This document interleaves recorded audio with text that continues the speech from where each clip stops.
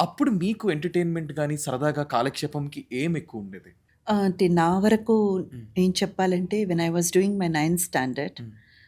Half yearly exam రాసి నేను hmm. ఇండస్ట్రీకొచ్చేసా.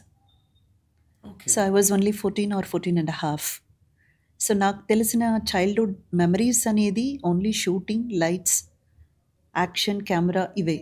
నాకు పెద్దగా ఏమీ గుర్తులేదండి. Okay. And I am very studious. నాకు చాలా ఇష్టం. నా ప్రాణం చదువంటే ఒక రకంగా చెప్పాలంటే.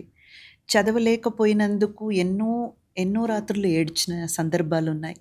So, I'm a very bookworm అనమాట. ఓకే. నాకు పెద్దగా బయటకెళ్ళి ఆడుకోవడం, సరదాగా తిరగడం, అలా జాతరలకెళ్ళడం అవి హ్మ్. ఇవి దాని మీద పెద్ద కాన్సంట్రేషన్ ఉండేది కాదు.